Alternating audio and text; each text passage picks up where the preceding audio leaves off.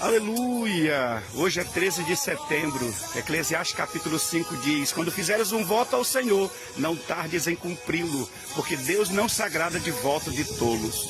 E depois diz: se você fez, Deus exige que o voto seja cumprido. Na verdade, eu entendo que muitas pessoas estão enfrentando grandes problemas em suas vidas exatamente por causa disso. Muitos, quando querem receber uma bênção, eles dizem: se o Senhor fizer isso por mim, eu vou ler mais a palavra, eu vou orar, eu vou consagrar, eu vou subir ao monte, eu vou jejuar, eu vou ler mais a Bíblia, eu vou na igreja, não vou faltar um culto, eu vou me dedicar, eu vou me santificar mais, mas não cumpre essas promessas diante do Senhor. Deus derramou tanta bênção, tanto milagre, abriu portas, mas as pessoas não cumprem a parte delas.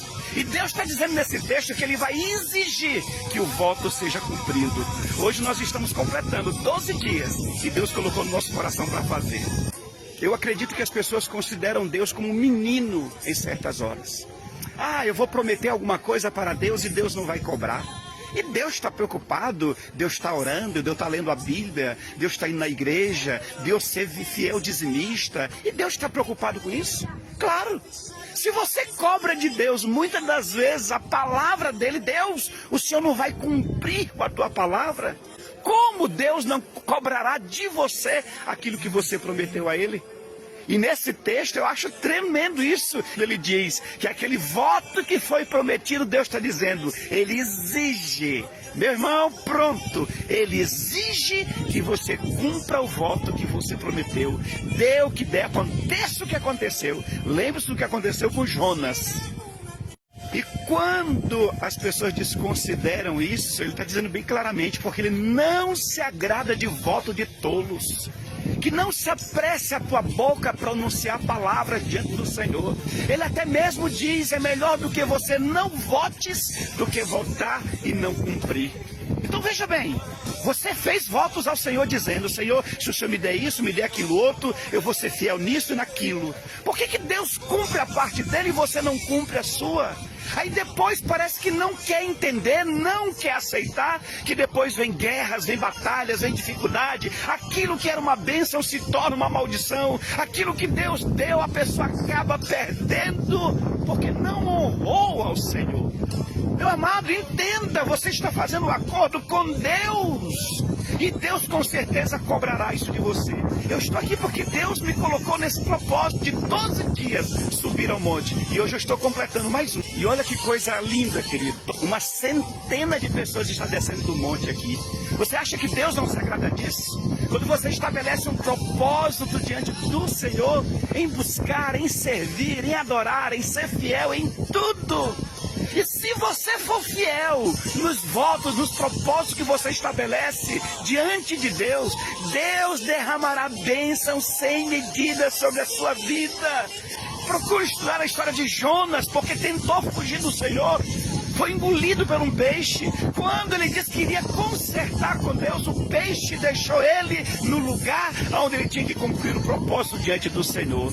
Em nome de Jesus Cristo, determinou, falou, declarou alguma coisa diante de Deus, cumpra. Não perca tempo em cumprir, que a bênção virá sobre você.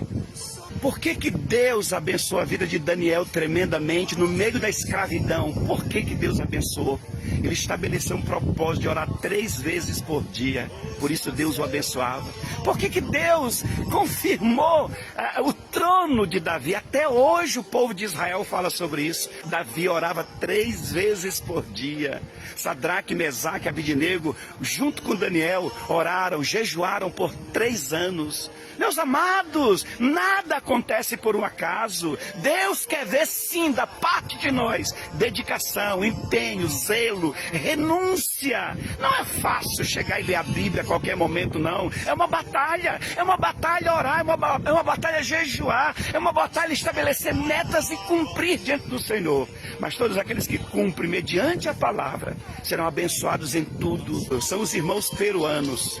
Tem 3 ônibus lá embaixo, tem várias vans. E eles fazem esses propósitos, às vezes de 7 sextas-feiras, subir a este monte com a igreja toda. Que Deus tem compromisso com quem tem compromisso com Ele. Ano passado, em fevereiro do ano passado, de 2024, E quando eu fui subir ao monte, onde derramei lágrimas, onde chorei, me quebrantei por várias as vezes, fui ali com dor, com luta, com problema, com escassez, sem dinheiro, fui ali com guerras, com batalha, com situações difíceis, mas eu subia sempre ao monte. Antes mesmo de morar em Salvador, eu já subia aquele monte toda vez que eu viajava para lá. E quando foi em 2024, eu estou subindo ao monte, aí Deus disse, pare. Eu parei no meio do monte do Estiep. E Deus disse assim, agora olha para trás. Me passou um filme na cabeça. Deus disse, olha agora o que você tem colhido. Estou morando em São Paulo. Deus tem honrado a minha casa, a minha família, tem nos abençoado tremendamente. Estou estabelecendo um ministério aqui em São Paulo. Depois disso, em 2019, meu filho casou. Depois, em 2021, a minha filha casou. Aí Deus disse, tudo que você alcançou na sua vida, desde a época que você sobe ao monte, 2011, você está colhendo. Deus falou claramente, todas as orações que você fez em 2011 em diante, até mesmo antes, Deus disse bem claramente, nenhuma das lágrimas que você derramou aqui caiu por terra. Deus colheu todas as minhas orações. Deus começou a mudar o nosso ministério, a minha vida, a minha casa, a minha família, a minha esposa, eu para ser um processo de cura interior. E Deus agora tem nos dado um tempo novo. Por quê? Porque nós fizemos votos, fizemos compromissos com Deus e nós cumprimos e temos cumprido até hoje e Deus tem nos abençoado. Deus trouxe uma palavra para nós, para o nosso ministério, para as ovelhas que o Senhor nos deu para cuidar e muita coisa começou a se cumprir. Ovelhas compraram carro, ovelhas compraram apartamento, ovelhas foram curadas, famílias foram restauradas, Deus está restaurando a outros, Deus está curando a outros, Deus me curou de diabetes, Deus está fazendo milagres, porque nós estamos estabelecendo dentro do nosso ministério cura interior, libertação, levando as pessoas a buscar, a terem compromisso sério com Deus, para viver tudo que Deus promete na sua palavra. E eu digo, passarão os céus e a terra, mas a palavra de Deus não se passará. Mas você está cumprindo os seus votos, seus compromissos com Deus? Seja fiel no que você prometeu, está dizendo que Deus exige, Ele vai cobrar isso de você. Enquanto muitos estão exigindo, cobrando de Deus que Deus cumpra a palavra dele, tem muita gente aí, Senhor, porque o Senhor tem que cumprir com a tua palavra. Tu és Deus.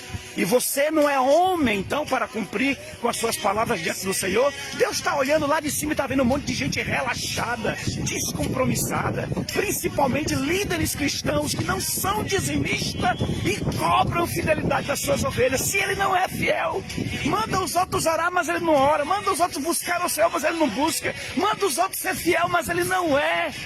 Cadê os votos? Cadê as promessas que você fez para o Senhor? Eu digo de novo, Deus não é menino, meus amados, que você promete as coisas para Ele e vai cair no esquecimento de Deus. Cuidado, que as provas que você pode estar enfrentando, a luta, as dificuldades, é por causa de promessas não cumpridas diante do Senhor. Eu quero dizer de novo, Deus cobra sim. Não se deixe enganar. Ele zela pela sua palavra para cumprir.